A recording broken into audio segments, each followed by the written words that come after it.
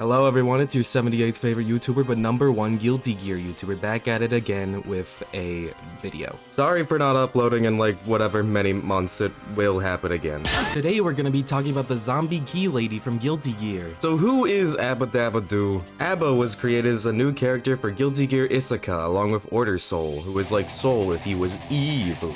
Isuka is a weird and really bad game. It was designed as like a party game with like 4-player multiplayer. The main thing is that you can go into the background, so there's like 2 layers for the fight, but you have to like assign a button to turn around, and I fucking hate it. Okay, maybe that's some strong words, but like, it's not. There were a few other characters made for this game, like Leopoldin as the main boss character, Zakodan, who aren't real, and Robokai Mark II as a custom character, but A.B.A and Order Soul were the only characters that showed up in future titles. There's like rumors or whatever that A.B.A was designed by A.B.A, the creator of BlazBlue, but as far as I know, that isn't actually real, and he only helped do the sprite work. The design was all Daisuke Ishiwatara's from what I could find. However, A.B.A did voice Paracelsus, who was the big key. Typically, I would go through an entire character's backlog of stories, but A.B.A doesn't really have any lore, since A.B.A was introduced in Isuka, which doesn't have any traditional story mode. But since she was added later, she missed a lot of the spin-offs based on XX's assets and sprite work like Dust Strikers and Judgment. A.B.A also wasn't an excerpt, so I really only have 2 games worth of content to cover, and plus R isn't even canon. From the Guilty Gear Codex, which is a book that came with the limited edition of Guilty Gear Excerpt, A.B.A was created in a lab called Frasco by a doctor who was researching how to make artificial life. By the time A.B.A woke up, the doctor was taken away by the military to do shit for them. A.B.A then spent 10 years waiting to escape. She spent her time collecting keys because they symbolized the path to the new world. After she got out, she was walking around in a random field and found an axe that looked like a key and named him Paracelsus. The doctor that created A.B.A was also called Paracelsus. Also, I'm probably gonna end up calling him Paracelsus because it rolls off the tongue easier, but no, that the actual pronunciation is Paracelsus.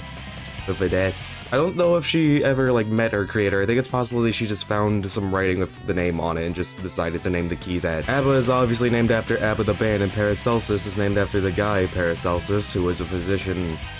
Physicist? Who was an alchemist born in the 1400s who did a bunch of science and medical stuff. Her stage Frasco swaps its name between Frasco and Flask quite often. The name is Frasco in Japanese, but the word Frasco is a loan word from Portuguese, which just means flask, so they kind of just swap it around a lot. They mean essentially the same thing. A.B.A might be Portuguese, though, I don't know. I'm saying Frasco because it sounds cooler. Now, who is this key? Well, thankfully, there is a drama CD, Night of Knives Volume 2, that was released in Japan, and someone has made a nice PDF of it in English. Claimant Nagel was a big-ass axe that had the power to control anyone who wielded it. During the Crusades, a big 100-year-long war in the Guilty Gear universe, he took control of a giant gear and made it kill a ton of people because he was really bloodthirsty. Slayer then comes around and realizes this and then beats the shit out of him and leaves the axe on the ground for like 20 years or whatever. Until A.B.A finds him and is like, that's hot. That's hot.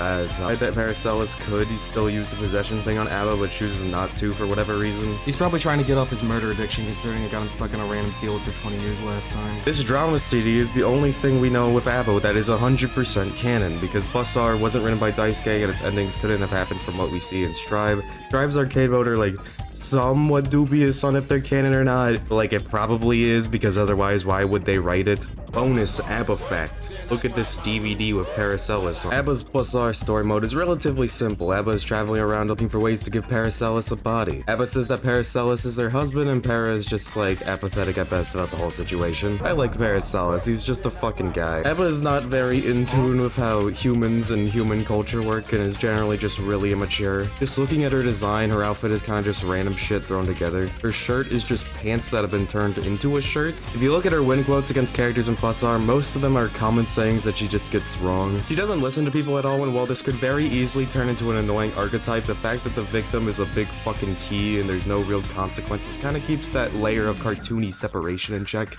I'm so deep with Guilty Gear lore that when A.B.A came out for Strive, I had friends messaging me like, wait, she wants to fuck the key? And that being the weird part of the character was just like completely forgotten to me. I guess A.B.A is like technically a yandere, but like instead of a normal anime guy, the person of obsession is just the dumbest fucking thing possible. It's a good bit, and it makes seeing actual simping for Para on Twitter.com very scary. Along the way to get a body, Para will occasionally simp to Maroha form if he sees a particularly powerful opponent. Maroha is essentially his bloodlust fueled form, hoping to get some juicy murder. A.B.A sees this as Para falling for someone that's not her and gets jealous and they fight. The story mode is nothing crazy special, just fight a bunch of opponents for no particular reason other than misunderstandings or sparring. Highlights include that A.B.A can be racist to Potemkin.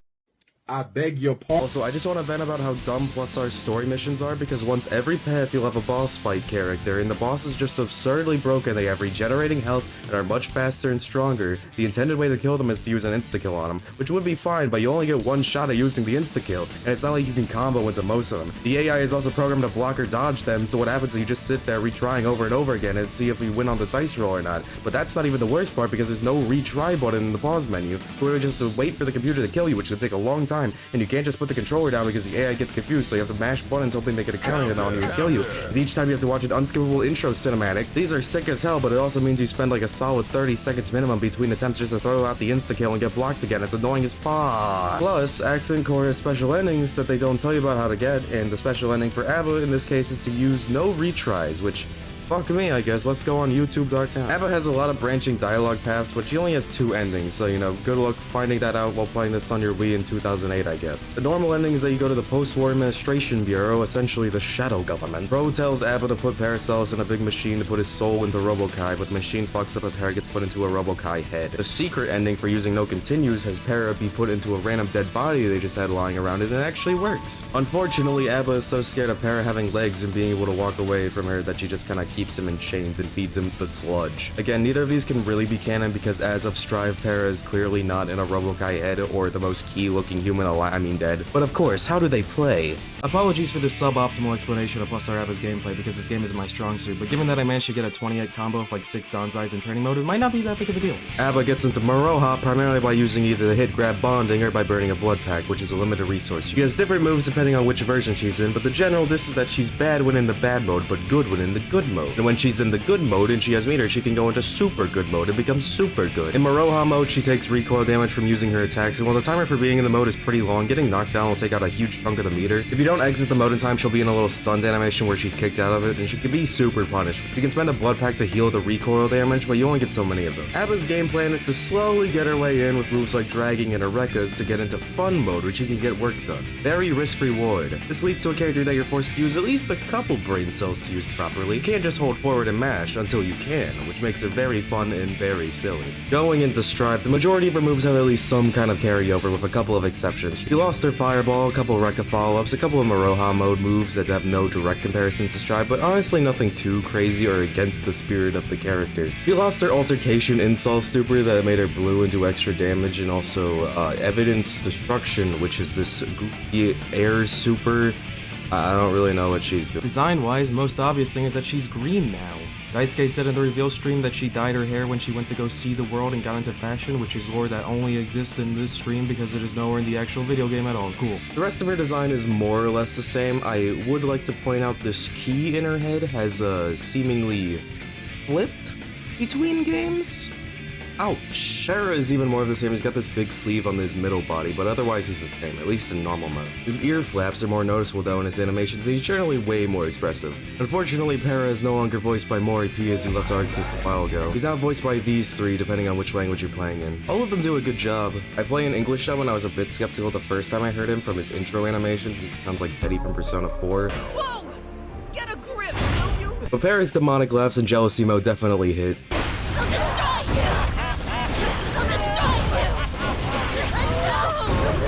Anna Brispin does a great job as English A.B.A. She sounds great at sounding like she's just on the verge of tears at points.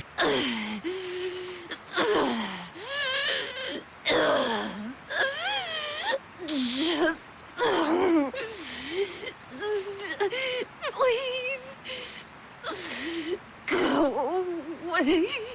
A.B.A follows the general same game plan of being really slow at first, but once she gets the ball rolling, she cannot be stopped. Baroha mode has been renamed Jealousy mode and is no longer governed by blood packs, instead a universal jealousy game. If A.B.A hits the opponent with Paracelsus, lands bonding and dissolving, lands a parry with her new move Frenzy and Astonishment, or various other things, the jealousy meter will fill. You land bonding and dissolving or just pop it with changing and swaying, you, much like the majestic cocaine bear, are now the most powerful creature on Earth for a short period of time. A.B.A gains the fastest sprint in the game, tired of chip, and becomes an absolute powerhouse. All of A.B.A's moves become more powerful, but the big one is the move she gains upon entering jealousy mode. Judgment. Judgment in Sentiment is a high damage, plus on block, guard-crushing DP with infinite hits of super armor. You can throw anything at this and it will eat it, no worries. Supers, nothing. Multi-hits, don't worry about it. Projectiles, it's all good. This move was an XX and still just as brutal there, but it is still the most evil move at A.B.A's disposal. Paracelsus has some form of shape-shifting capabilities, taking a different form depending on who's wielding him. After at least 5 years of A.B.A being a psycho jealous bitch, Para is having a hard time holding his shape together, hence the melting. Bonus A.B.A fact. JPEG Mafia has a tattoo of Paracelsus. A.B.A's arcade mode in Strive has a bunch of endings and different dialogue depending on how well you play the game. It starts with A.B.A and Para meeting Testament at Heaven's Edge, or Fallen Prayer Engulfed Lives, which has now been confirmed to be Greece from the architecture. Nice breeze. So it is. Lovely sea, too. My favorite color. So I see. A blue so clear, you can peer into its depths. Well expressed. I'm talking to Paracelsus, not you. A.B.A essentially tells Tess to fuck off, and then you go through 6 stages of random people before meeting them again, and they tell A.B.A that her relationship with Para is really unhealthy, and she agrees. And here is where things start to change. A.B.A can get frustrated and try to go find a new body for Para while he keeps telling her to listen to him, or Para can ask Testament to help him. Testament? Yes? Would you mind saving me from this hell I'm in? Sorry, I'm only passing through. The best ending though, after meeting with Alpha and beating her up twice, they talk out their feelings and try to give the relationship another shot. Para says that he actually did use the possession thing on her a few times, which is new since the drama CD, but like, it makes sense. Paracelsus, in a sign of good faith, turns himself blue, A.B.A's favorite color. Then she passes out. If 2 freaky monster fuckers can find their place in the world, then surely anyone can. Aww, like the video, aww. That's essentially everything with A.B.A. I wish you could play as the blue Paracelsus without using mods or anything. Even if it's just an unlockable or whatever, you get literally nothing for beating arcade mode. You don't even get world dollars if you go and get a different ending. I guess lore-wise, it wouldn't make sense to have the healthier relationship blue Para in-game where she's still getting mad and going into jealousy mode and stuff, but like, come on, I'm sure most people would recognize that as just like a fun bonus unlockable. Thank you for watching, I hope you enjoyed it, subscribe and like the video and everything else. Tried to keep this shorter so I didn't go too in-depth with everything. I recently switched to hiring an editor instead of doing it myself, so maybe I can do these more often? Maybe, we'll see. Have fun out there hitting judgment, goodbye.